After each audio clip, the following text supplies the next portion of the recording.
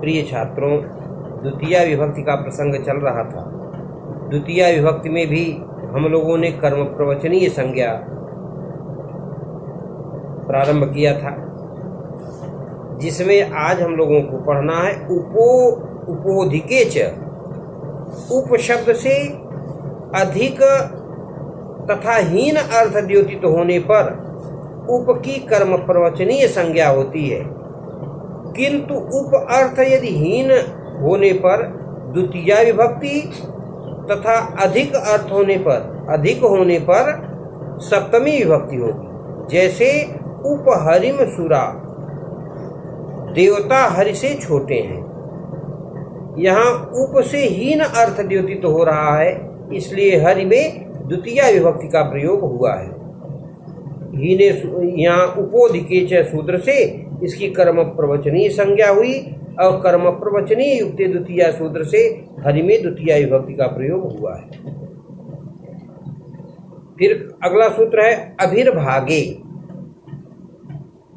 अभिर्भागे कहा कि भाग को छोड़कर, भाग वर्जे, भाग को छोड़कर लक्षणादौ अभियुक्त संयम स्यात्।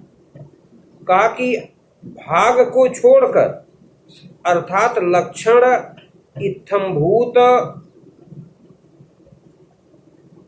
आख्यान और विवसा अर्थ द्योतित होने पर अभि की कर्म प्रवचनीय संज्ञा होती है।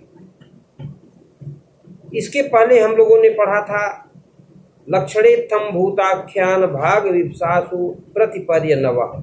इस सूत्र में हम लोगों ने देखा था कि प्रति परि अनु शब्दों से लक्षण इत्थम भूताख्यान इस प्रकार का है, ऐसा कहने में भाग विवसा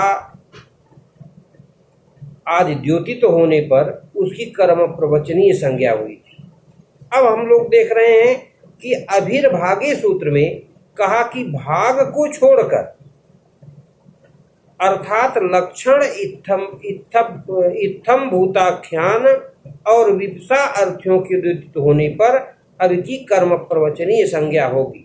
अब जब कर्म प्रवचनीय संज्ञा हुई तो कर्म प्रवचनीय युक्त द्वितीया सूत्र से उसमें हम लोग द्वितीया विभक्ति का प्रयोग करेंगे।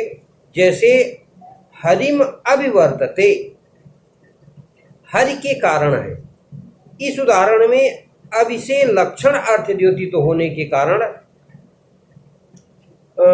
अभिर्भागे सूत्र से इसकी कर्म प्रवचनीय संज्ञा हुई और कर्म प्रवचनीय युक्त द्वितीया सूत्र से हरि में द्वितीया विभक्ति का प्रयोग हुआ। अगला सूत्र है सुपूजायाम का सु शब्द पूजा अर्थ में कर्म प्रवचनीय संज्ञक हो जाता है और कर्म प्रवचनीय युक्त द्वितीया सूत्र से उसमें द्वितीया विभक्ति का प्रयोग होगा। जैसे सुसिक्तम, बहुत अच्छा सींचा हुआ। यहाँ पूजार्थक सुपूजायाम सूत्र से कर्म प्रवचनीय संज्ञा हुई और कर्म प्रवचनीय युक्त द्वितीया सूत्र से सिक्तम में द्वितीया विभक्ति का प्रयोग हुआ है। अगला सूत्र है कालाध्वनोरत्यंत संयोगे। कहा कि अत्यंत संयोग गम्यमान होने पर कालवाची और मार्गवाची शब्दों में द्वितीया विभक्ति का प्रयोग होता है। अर्थात यदि कोई क्रिया कुछ समय तक लगातार होती रहे अथवा कुछ दूरी तक होती रहे तो कालवाचक और मार्गवाचक शब्दों में द्वितीया विभक्ति का प्रयोग होगा। काल और मार्ग का यह अत्यंत संयोग गुण, क्रिया और द्रव्य इन तीनों से होता है। जैसे मासम कल्याणी, महीने भर सुखदाई।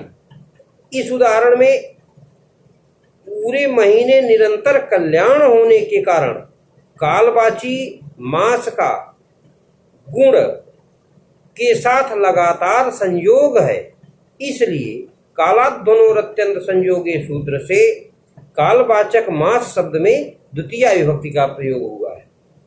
इसी तरह मासम अधीते, वह महीने भर पढ़ता है। यहाँ कालवाची मास का क्रियावाची अध्ययन के साथ निरंतर संयोग है, इसलिए कालात् ध्वनोर अत्यंत संयोगे सूत्र से इसमें द्वितीय विभक्ति का प्रयोग हुआ। इसी तरह से कह दिया जाए क्रोशम कुटिला नदी, कोस भर नदी लगातार टेढ़ी है। यहाँ लगातार एक कोस तक टेढ़ी होती चली गई है, अतएव मार्गवाची क्रोश शब्द का गुणवाची कुटिल के साथ अत्यंत संयोग है, इसलिए मार्गवाची क्रोश में कालात् ध्वनोर अत्यंत संयोगे सूत्र से द्वितीय विभक्ति का प्रयोग हुआ। फिर कहा कि क्रोशम अधीते, वह कोश भर पढ़ता है। यहाँ मार्गवाची क्रोश का क्रियावाची अधीत के साथ अत्यंत संयोग गम्यमान है, इसलिए कालात् ध्वनोर अत्यंत संयोगे सूत्र से मार्गवाची क्रोश में द्वितीय विभक्ति का प्रयोग हुआ है। आज द्वितीय विभक्ति हम समाप्त करते हैं। कल से आप लोगों को तृतीय विभक्ति पढ़ाई जाएगी।